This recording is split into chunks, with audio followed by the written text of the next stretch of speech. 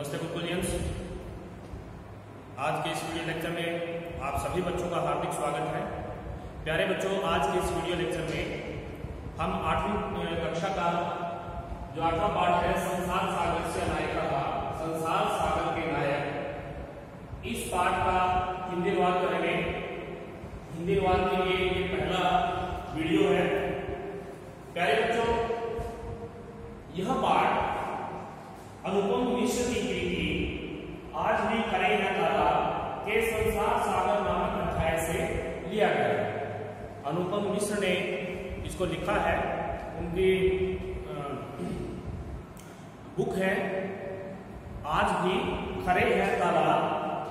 उसमें एक अध्याय है संसार सागर के नायक, संसार सागर से नायिका, जो यहाँ पर दिया गया है। इस अध्याय से इस पाठ को लिया गया है। इस पाठ में किस बात को वर्णित किया गया है, क्या बात बताई गई है? इस पाठ में विलुप्त होते जा रहे, विलुप्त होते जा रहे, विलुप्त का अर्थ है गुम हो जाना, गायब हो जाना। जो पारंपरिक ज्ञान है, जो पारंपरिक ज्ञान लुप्त होता जा रहा है, खत्म होता जा रहा है, जो कौशल खत्म होते जा रहे हैं, जो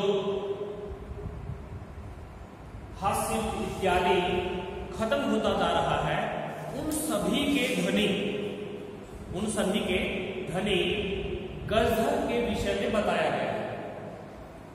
क्योंकि गजधर इन सभी कलाओं में निपुण होते हैं, उनके विषय में इस पाठ में चर्चा की गई है, बताया गया है। और पानी के लिए, पीने के पानी के लिए, दूसरे कार्यों के लिए जो पानी उस समय प्रयोग किया जाता था, किस चीज का पानी प्रयोग करते थे? कुएं, तालाब, बावड़ी इत्यादि। जैसे निर्माणों को कुआं, तालाब, बावड़ी इत्यादि के निर्माणों को लेखक ने यहाँ संसार सागर के रूप में चित्रित किया है। अब तो पानी के भिन्न भिन्न साधन आ चुके हैं, पानी की इतनी किल्लत नहीं है, लेकिन प्राचीन समय में जिस समय गजधरों की चर्चा की गई है, गजधर ये निर्माण करते थे, उस समय पानी की बहुत ज्यादा किल्लत होती थी और कुएं, तालाब, बावड़ी इत्यादि निर्माण का कार्य ये गजधर ही करते थे। गजधरों की क्या विशेषताएं थी, वो प्रस्तुत पाठ में हम पढ़ेंगे। आइए शुरुआत करते हैं। के आसन ते अज्ञात ना मानन, के आसन ते अज्ञात ना मानन। के कौन? आसन थे, ते वे अज्ञात ना मानन, अज्ञात नाम वाले।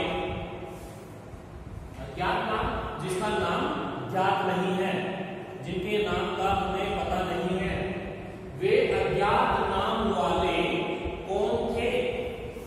वे अज्ञात नाम वाले कौन थे? अर्थात जिनका नाम हम नहीं जानते, वे लोग कौन थे? प्रश्न किया गया है। सहस्रशः तडागः सहस्रेव शून्यात् न प्रकटीभूतः। शतशः सैकड़ों, शतशः का यहाँ पर अर्थ क्या है? सैकड़ों। सहस्रशः हजारों, तडागः तालाब, तडागः तालाब बहुवचन में है। सहस्रेव सहसा प्लस एव, शून्यात् शून्य से या आकाश से, न नहीं प्रकटीभूता, प्रकटीभूतः प्रकट हुए, सैकड़ों, हजारों तालाब अचानक आकाश से प्रकट नहीं हुए। अर्थात जो ये सैकड़ों और हजारों की संख्या में तालाब धरती पर है, भारत देश में है, ये अचानक आकाश से प्रकट नहीं हुए, किसी ने तो इनको बनाया होगा। इमे एव तडागः अत्र संसार सागरः इति।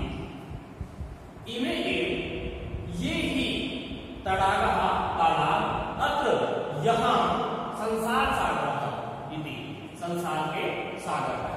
जो तालाब भारतवर्ष में है, यह तालाब ही संसार के सागर है। एतेषाम् आयोजनस्य नेपथ्ये निर्मातॄणाम् एकं निर्मातॄणां च दशकम् आसीत्। एतेषाम् इनके आयोजन के या बनाने के, इनके आयोजन के नेपथ्य होता है पर्दे के पीछे, अर्थात इनको तालाबों को बनाने के पीछे निर्मातॄणाम का अर्थ यहाँ पर है बनवाने वालों की जो तालाब का निर्माण करवाने वाले लोग थे, उनकी एक कम इकाई थी। निर्मातॄणाम जो दशकम आसीत्, और बनाने वालों की दशकम आसीत् दहाई थी। आसीत् का अर्थ है खाया थी। जो व्यक्ति बनवाने वाले थे, निर्मातॄणाम का अर्थ है बनवाने वाले, उनकी इकाई थी। और जो निर्माण करने वाले थे, जो मिस्त्री थे, गजहर, जिस पाठ में गजहर शब्द आया, जो बनाने वाले थे अर्थात गजहर, उनकी दहाई थी। एक बार फिर करेंगे, इनको बनाने के पीछे बनवाने वालों की इकाई थी और बनाने वालों की दहाई थी। ये थोड़ा सा मुश्किल है, लेकिन ध्यान से इसको समझने की कोशिश करेंगे तो मुझे आसानी से समझ आ जाएगा, क्योंकि किसी एक पक्ष के होने से तो काम हो नहीं सकता था। इसलिए एक तो लोग थे बनवाने वाले जो चाहते थे कि कुआं या तालाब बने, वही खर्चा करते थे। दूसरे वो लोग थे जो मिस्त्री थे, क्योंकि मिस्त्री के बगैर तो काम हो नहीं सकता था। इसलिए इसको इकाई की संख्या दी गई है और इसको दहाई की संख्या दी गई है। आया समझ? आगे चलते हैं। एकम दशकम च अहित्य शतम सहस्रम वा रजतः स्म। एकम दशकम च, एकम का अर्थ है इस, एकम इकाई, दशकम दहाई, जैसे अभी मैंने बताया था, इस इकाई और दहाई च अहित्य शतम सहस्रम वा रजत क्षमा, इस इकाई और दहाई ने मिलकर शतम सैकड़ों, सहस्रम वा हजारों, रचना की। जो इकाई और दहाई थी, इस इकाई और दहाई ने मिलकर सैकड़ों और हजारों की रचना की थी। सैकड़ों और हजारों क्या है? कुएं, तालाब, बावड़े इत्यादि, उनकी रचना की थी। परम विगतेषु द्विशतवर्षेषु नूतन पद्धत्या समाजे यत् किंचित् पठितम्, परंतु विगतेषु बीते हुए, विगतेषु का अर्थ है बीते हुए या पिछले, द्विशतवर्षेषु, वर्षेषु वर्षों में, पिछले 200 वर्षों में नूतन पद्धतियां, नूतन का अर्थ है नई, पद्धतियां तृतीया विभक्ति एकवचन है, पद्धति से, ढंग से, विधि से, समाज के द्वारा, यत् किंचित् पठितम्, कुछ सीखा गया है, कुछ पढ़ा गया है। परंतु पिछले 200 वर्षों में नई पद्धति के द्वारा समाज ने कुछ सीखा है। अब क्या सीखा है? उनके नए नए तरीके आ गए हैं।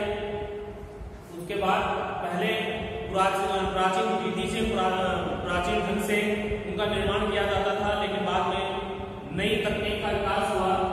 पठितेन ते समाजेन, पठितेन ते समाजेन का अर्थ है सीखे हुए, तेन समाजेन, उस समाज के द्वारा,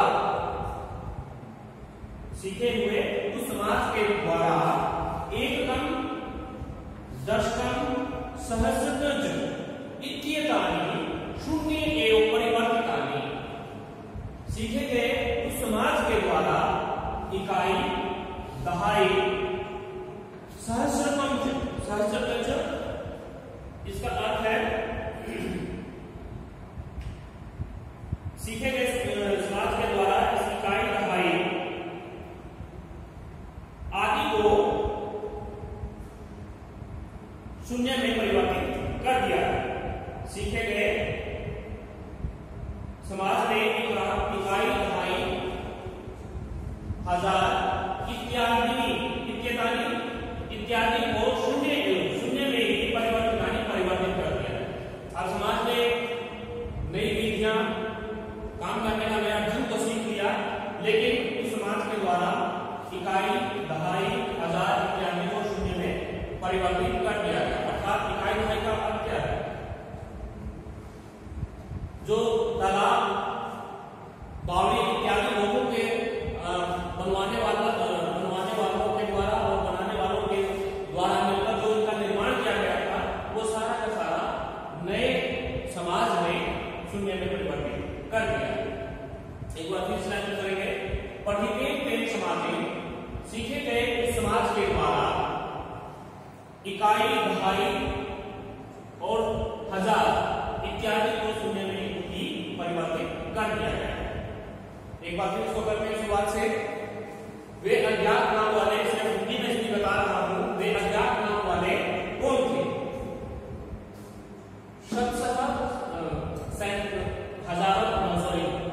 सैकड़ों और हजारों तालाब अचानक शून्य से अर्थात आकाश से गिरे हुए। ये तालाब ही यहाँ संसार के सागर है। इनके बनाने के पीछे बनवाने वालों की इकाई और बनाने वालों की दहाई थी। इस इकाई, दहाई ने मिलकर सैकड़ों और हजारों की रचना की थी। सैकड़ों और हजारों क्या है? कुएं, तालाब, बावड़ी इत्यादि। परंतु लेकिन बीते 200 वर्षों में